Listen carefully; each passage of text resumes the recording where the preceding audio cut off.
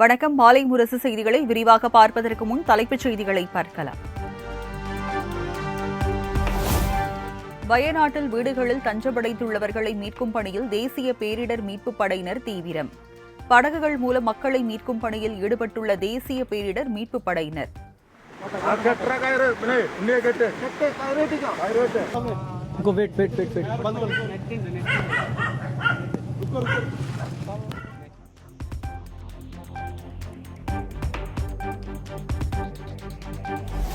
வயநாடு நிலச்சரிவில் சிக்கி ஒரு பள்ளி முழுமையாக புதையுண்டதாக முதலமைச்சர் பினராயி விஜயன் அதிர்ச்சி தகவல். வரலாறு காணாத பேரழிவை கேரளா சந்தித்துள்ளதாக முதலமைச்சர் வேதனை.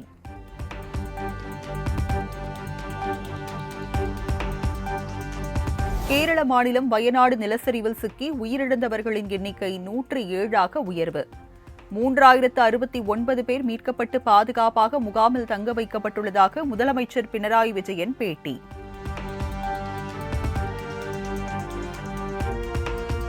இரவில் தூங்கிக் கொண்டிருந்த மக்கள் மண்ணில் புதைந்த பரிதாபம்.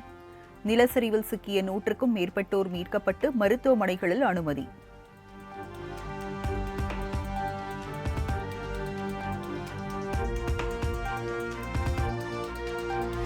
கனமழையை தொடர்ந்து ஏற்பட்ட நிலச்சரிவால் உருக்குலைந்த வயநாடு.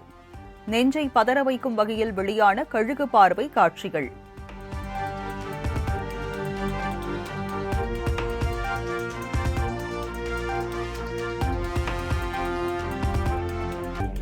கேரள முதலமைச்சருடன் தொலைபேசியில் தொடர்பு கொண்டு நிலச்சரிவு பாதிப்புகள் குறித்து கேட்டறிந்தார் முதலமைச்சர் மு.க.ஸ்டாலின்.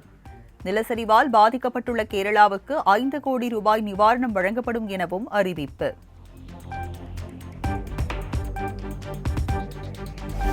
கேரள மாநிலம் வயநாடு நிலச்சரிவில் சிக்கி பலியான தமிழர்களின் எண்ணிக்கை 2ஆக உயர்வு.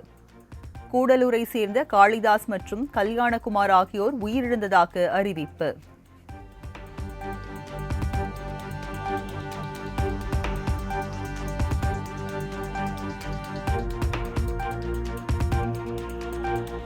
வயநாடு நிலச்சரிவில் உயிரிழந்த கூடலூர் தொழிலாளியின் குடும்பத்துக்கு ரூபாய் 3 லட்சம் நிவாரணம்.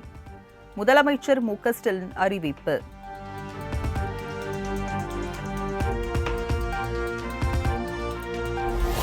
வயநாட்டில் நிலச்சரிவில் சிக்கி பலர் உயிரிழந்த செய்தி அறிந்து வேதனை அடைந்ததாக பிரதமர் மோடி ட்விட்டர் பதிவு. மத்திய அரசு அனைத்து உதவிகளையும் வழங்கும் என்றும் கேரள முதலமைச்சரிடம் உறுதி.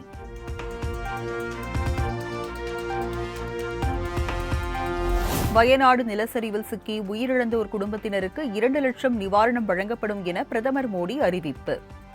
படுகாயமடைந்தவர்களுக்கு 50,000 ரூபாய் நிவாரணம் வழங்கப்படும் என்றும் ட்விட்டர் பதிவு.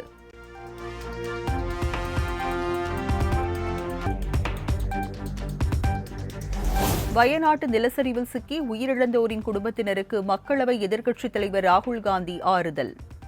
அடுத்த கட்ட நடவடிக்கை குறித்து கேரள முதலமைச்சர் மற்றும் வயநாடு ஆட்சியரிடம் தொலைபேசியில் பேச்சு.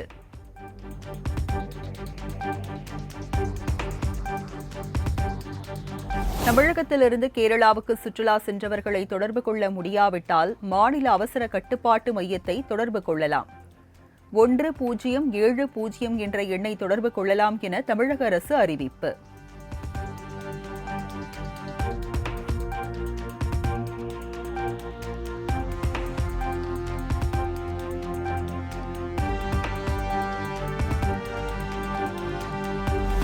வயநாடு நிலச்சரிவில் சிக்கி பலர் உயிரிழந்தது மிகுந்த வேதனை அளிப்பதாக தமிழக வெற்றிக் கழக தலைவர் விஜய் கருத்து.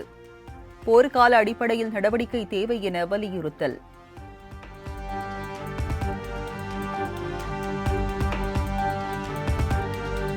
முதலமைச்சர் மு.க.ஸ்டாலின் உத்தரவின் பேரில் வயநாடு விரைந்த தமிழ்நாடு பேரிடர் மீட்புப் படையினர்.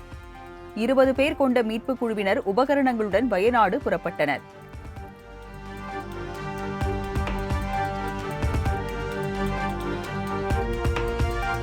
வால்பாறையில் பெய்த கனமழையின் போது மலை குன்று சரிந்து குடியிருப்பு மீது விழுந்ததில் 2 பேர் உயிரிழப்பு. இடிபாடுகளில் சிக்கிய உடல்களை மீட்டு போலீசார் விசாரணை.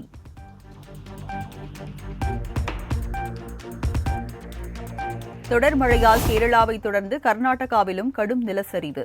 வீடுகள், வாகனங்கள் மண்ணுக்குள் புதைந்ததால் பரபரப்பு.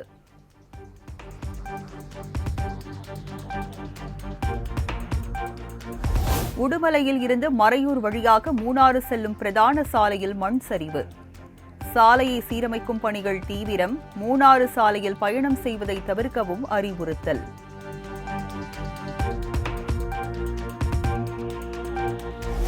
கர்நாடக அணைகளில் இருந்து வெளியேற்றப்படும் நீரின் அளவு 2,37,000 கன அடியாக அதிகரிப்பு. கரையோர மக்களுக்கு வெள்ள அபாய எச்சரிக்கை.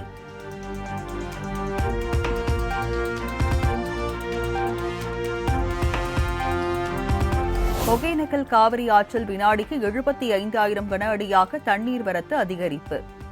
ஆற்றில் வெள்ளம் கரைபுரண்டு ஓடுவதால் கரையோர பகுதி மக்கள் பாதுகாப்பாக இருக்க அறிவுறுத்தல்.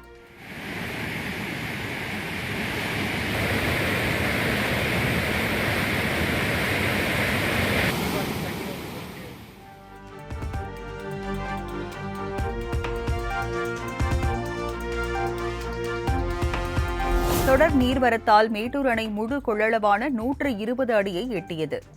அணையில் பாதுகாப்பு கருதி வினாடிக்கு 66,000 கன அடி தண்ணீர் வெளியேற்றம்.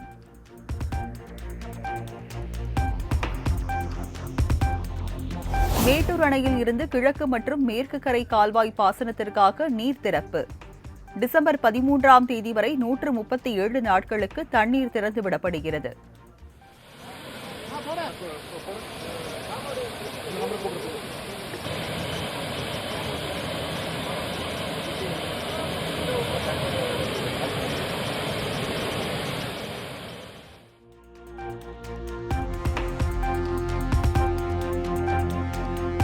மேட்டூர் அணையில் இருந்து டெல்டா பாசனத்திற்கு திறக்கப்பட்ட காவிரி நீர் முக்கொம்பு மேலணைக்கு வந்தடைந்தது. தேங்காய் பழங்கள் வைத்து படையலிட்டு பூக்கள் நெல் மணிகளை தூவி வணங்கி வரவேற்ற விவசாயிகள்.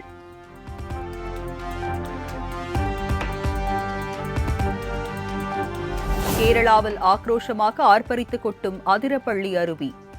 சுற்றுலா பயணிகள் குளிக்க தடை.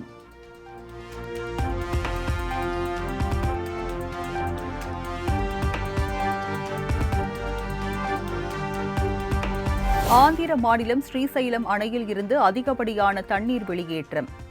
நீர்பிடிப்பு பகுதிகளில் பெய்து வரும் கனமழை காரணமாக அனைத்து மதகுகளும் திறக்கப்பட்டதால் ஆர்ப்பரித்து கொட்டும் தண்ணீர்.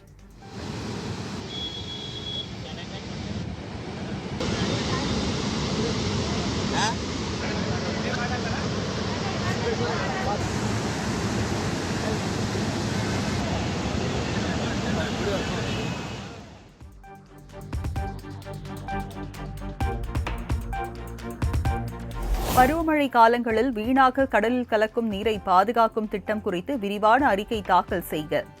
தமிழக அரசுக்கு சென்னை உயர்நீதிமன்றம் உத்தரவு.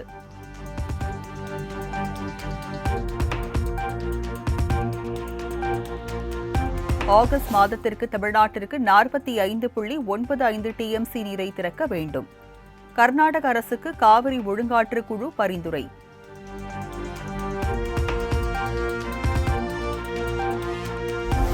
தாம்பரம் மாநகராட்சி அனகாபுத்தூர் பகுதியில் பாதாள சாக்கடை திட்டத்தை விரைந்து முடிக்க எடப்பாடி பழனிசாமி வலியுறுத்தல். அம்மா உணவகத்தை முடக்க நினைக்கும் திமுக அரசை கண்டித்து வரும் 3ஆம் தேதி ஆர்ப்பாட்டம் நடைபெறும் எனவும் அறிவிப்பு.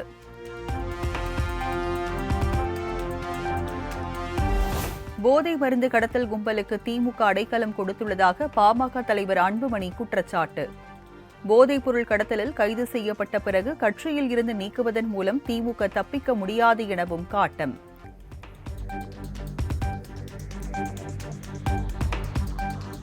கப்பலூர் சுங்கச்சாவடியை அகற்றக் கோரி முன்னாள் அமைச்சர் உதயகுமார் தலைமையில் அதிமுகவினர் முற்றுகை போராட்டம். போலீசார் குண்டுகட்டாக தூக்கி சென்று கைது செய்ததால் பதற்றம்.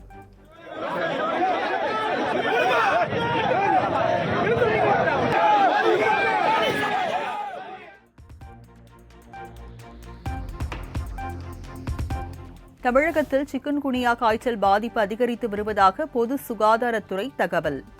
இந்த ஆண்டு ஜூன் மாதம் வரை 331 பேருக்கு பாதிக்கப்பட்டுள்ளதாக அறிவிப்பு.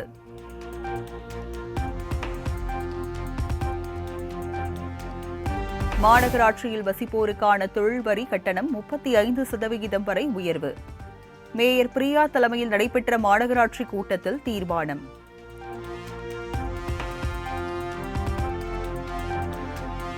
சென்னை மாநகராட்சி கூட்டம் தொடங்கியதும் மத்திய பட்ஜெட்டை எதிர்த்து காங்கிரஸ் மதிமுக கவுன்சிலர்கள் முழக்கம். பட்ஜெட் நகலை கிழித்து போராட்டம் நடத்தியதால் பரபரப்பு.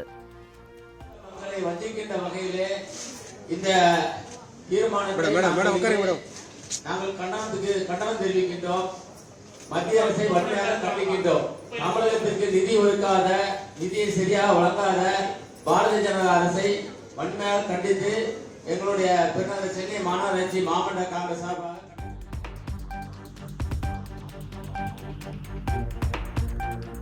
விருத்தாச்சலம் அருகே சாலையின் தடுப்பு கட்டையில் டேங்கர் லாரி மோதி விபத்து. லாரியில் இருந்து கசிந்த ஹைட்ரோகுளோரைடு ஆக்சைடு காரணமாக கண் எரிச்சல், பொதுமக்கள் பாதிப்பு.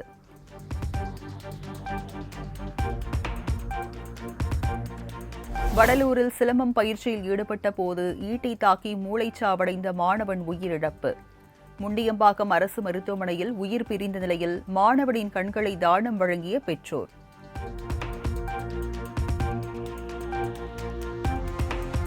நீலகிரி, கோவை மாவட்டங்களுக்கு நாளை மிக கனமழைக்கான ரெட் அலர்ட். 20 சென்டிமீட்டருக்கு மேல் மழை பெய்ய வாய்ப்பு உள்ளதாகவும் வானிலை ஆய்வு மையம் எச்சரிக்கை.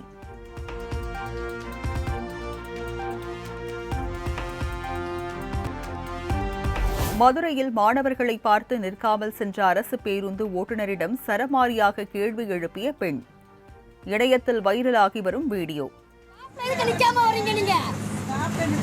பசங்க 100 பசங்க நிக்கிறாங்க அங்க. உங்க வீட்டு பிள்ளை இறக்கி விட்டு போவீங்களா இப்படி? உங்க வீட்டு பிள்ளை இறக்கி விட்டு வருவீங்களா இப்படி? உங்க வீட்டு பையன் என்ன வருவீங்களா இப்படி?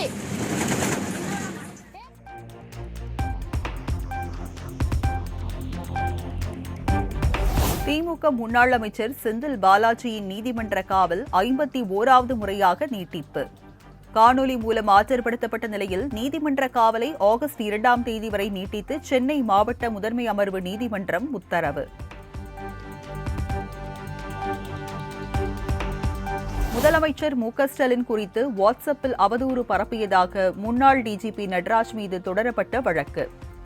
முன்னாள் டிஜிபி நடராஜ் வருத்தம் தெரிவித்ததை அடுத்து வழக்கை முடித்து வைக்க சென்னை உயர்நீதிமன்றம் உத்தரவு.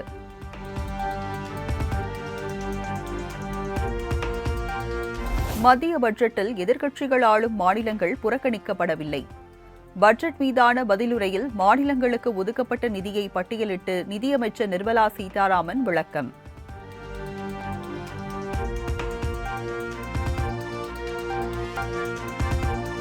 ஒலிம்பிக் போட்டியின் கலப்பு இரட்டையர் துப்பாக்கிச் சுடுதல் போட்டியில் இந்தியாவின் மனு பக்கர், சரப்ஜோத் சிங் இணை வெண்கலப் பதக்கம் வென்று அசத்தல். ஒரே ஒலிம்பிக் போட்டியில் 2 பதக்கங்களை கைப்பற்றி சாதனை படைத்தார் மனு பக்கர்.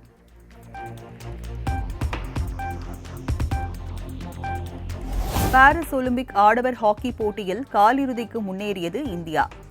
அயர்லாந்து அணியை 0-2 என்ற கோல் கணக்கில் வீழ்த்தி அபாரம்.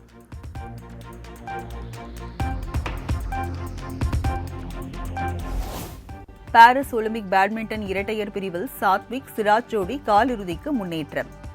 இந்தோனேஷியாவின் பஜர் அல்பியனாத் முகமது ஆர்டியாண்டோ ஜோடியை வீழ்த்தி அபாரம்.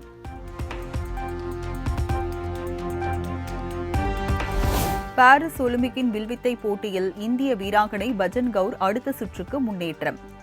5வது செட்டில் 7-3 என்ற புள்ளி கணக்கில் இந்தோனேஷிய வீராங்கனையை வீழ்த்தி அசத்தல்.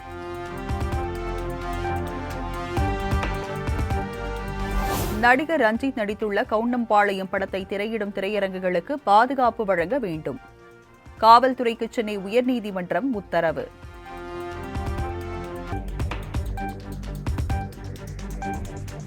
ஜிஎஸ்டி நிலுவைத் தொகையை செலுத்த லைகா நிறுவனத்திற்கு உத்தரவிடக் கோரி நடிகர் விஷால் தொடர்ந்த வழக்கு. இரு தரப்பிற்கும் இடையே சமரசம் ஏற்பட்டதால் வழக்கை முடித்து வைத்தது சென்னை உயர்நீதிமன்றம்.